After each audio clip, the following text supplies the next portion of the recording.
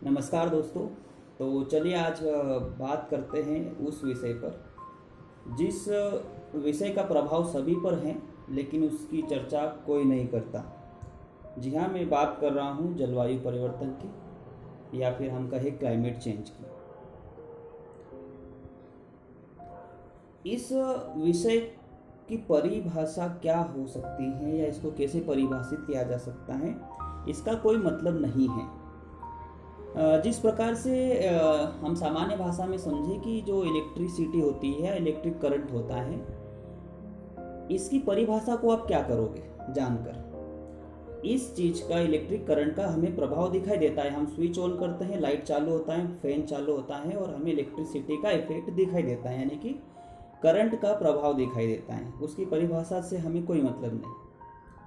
तो वैसे ही जलवायु परिवर्तन भी एक ऐसा विषय है जिसका हमें प्रभाव दिखाई देता है, प्रभाव पड़ रहा है और उसे हम आज महसूस कर रहे हैं। बस ये है कि ये जो विषय है इस पे हम चर्चा नहीं करते हैं। उसका कारण है कि हम इस भ्रम में भी रहते हैं कि पूरी दुनिया सब कुछ ठीक है, और कुछ चिंतित लोग हैं जो विचार करते हैं प्रकृति को लेकर, और वो लोग ही सोच रहे हैं और वो लोग ही संभाल लेंगे धरती को।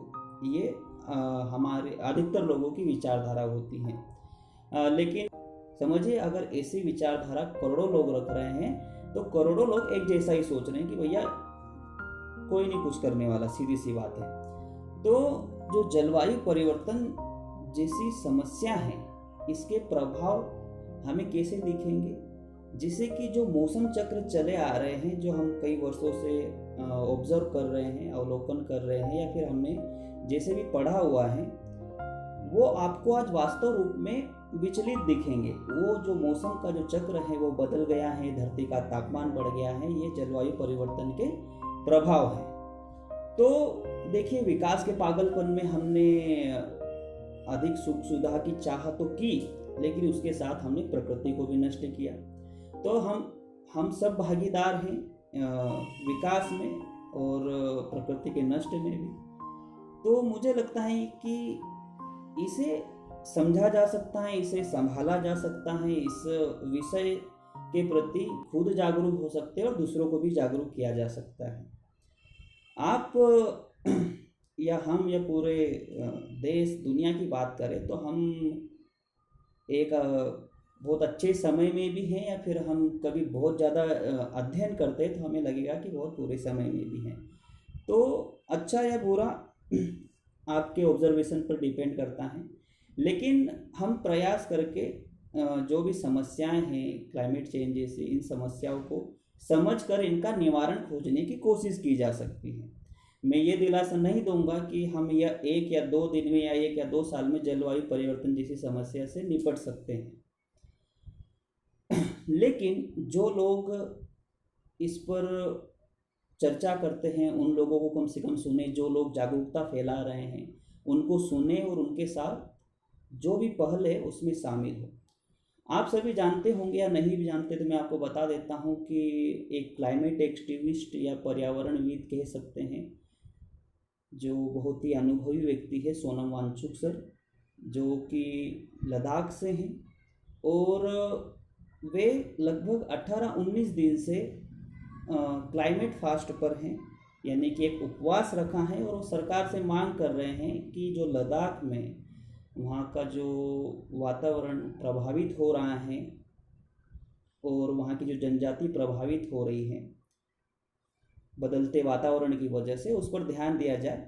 और कई सारे मुद्दे हैं उनके, तो खास करके वो क्लाइमेट चेंज के बारे में बताना चाहते हैं देश को, दुनिया को।